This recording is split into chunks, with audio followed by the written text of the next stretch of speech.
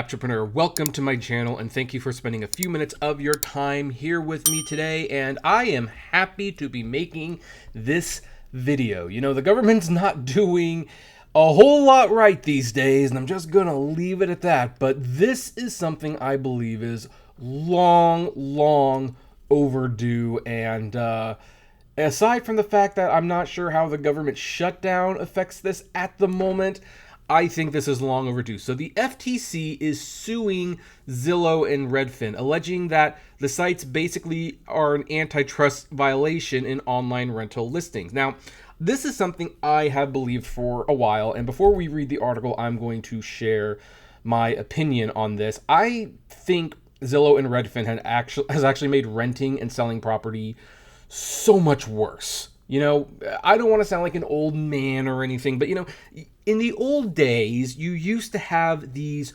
publications for apartments and housing, and you would put want ads in the paper saying, hey, you're renting a room, or you buy some ad in the newspaper saying, hey, I'm selling this home, where you would call a realtor and you would say, get them and hire their expertise to sell the house for you. Now, you still can do all of that to a certain degree, but here's the thing.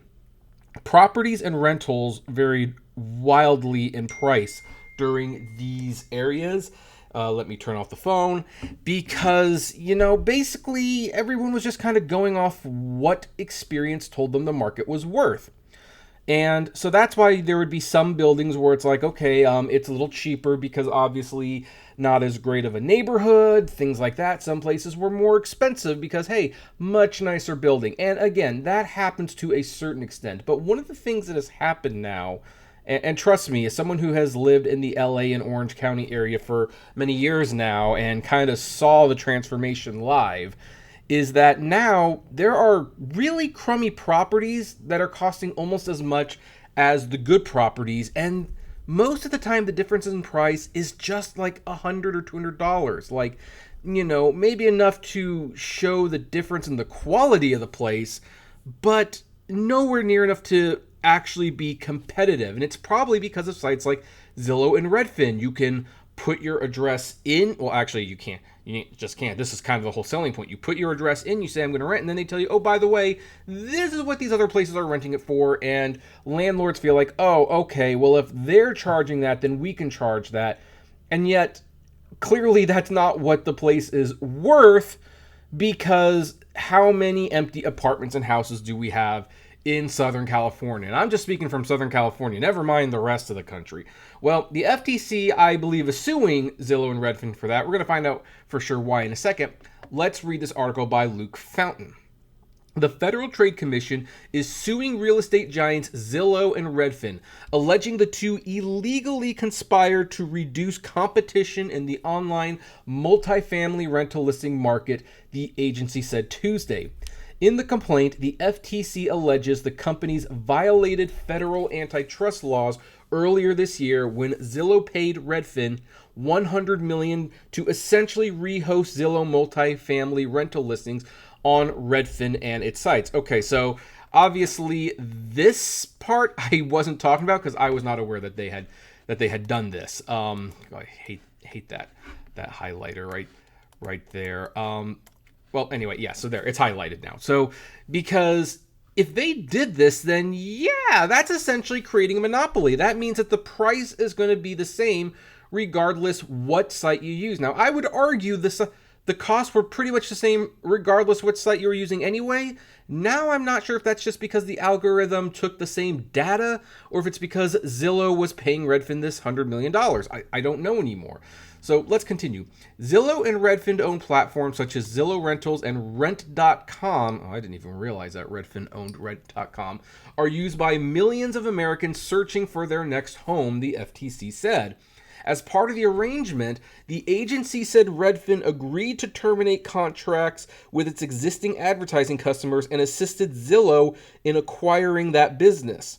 Redfin also committed to staying out of the multifamily advertising market for up to 9 years and reduce its role to merely syndicating Zillow's listings, making Redfin sites virtually identical to Zillow's. Okay, so that's why it was nearly identical. Now, I still think there's an overall issue that when you give that information and these sites can tell you what the other guy is charging for rent or selling their homes for, then yeah, obviously people are going to say, oh, well, if that person can, rent their room for that much, I should be able to, not taking into account that, that's a much nicer area. Your room might not be worth it, but, this is the world that these sites have created. The FTC also alleges Redfin, fired hundreds of employees shortly after the deal was signed and then helped Zillow selectively rehire many of them. Yeah, this is not good.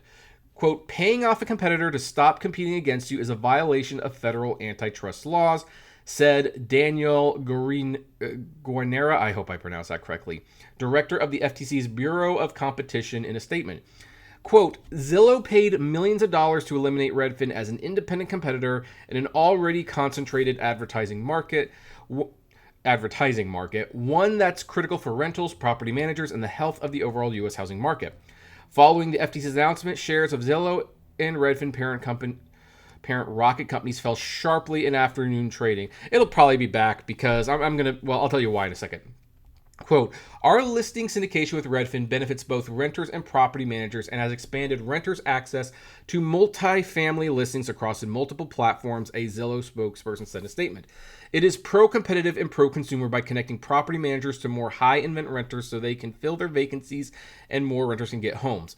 We remain confident in this partnership and the enhanced value it has delivered and will continue to deliver to... Okay, I don't agree with most of this statement. I mean, I believe it does help...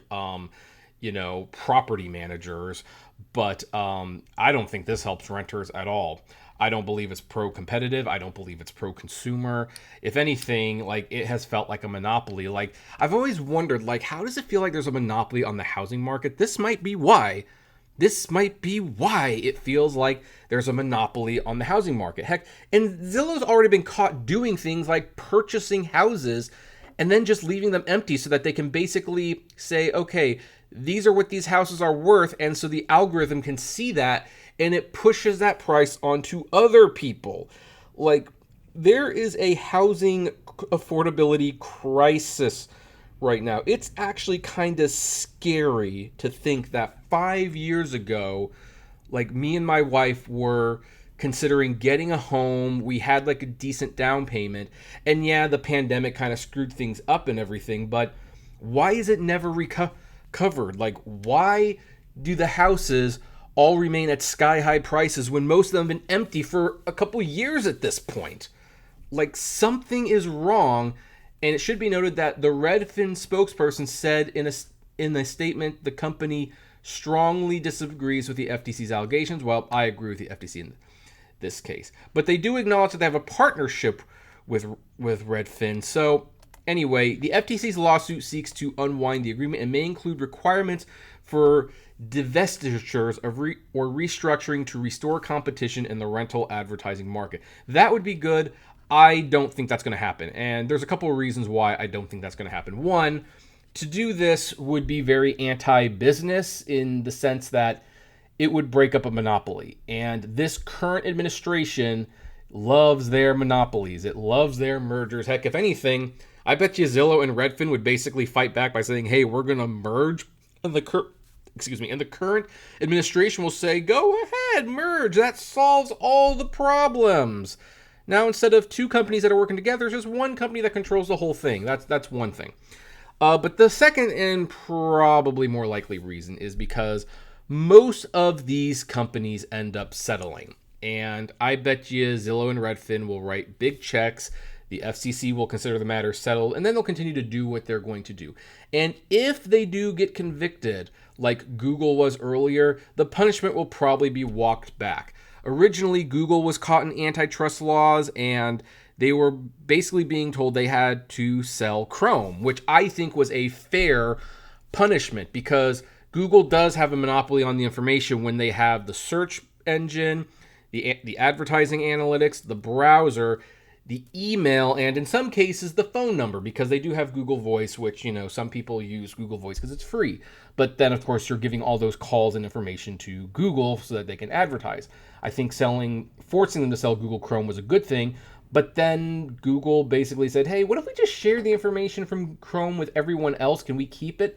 And the government said, yeah, sure, that sounds good. So I do not have a lot of confidence that anything's going to come from this. Although I'm going to say, optimistically speaking, if this were to actually go through and if the FTC were to win, I think this would be a good thing.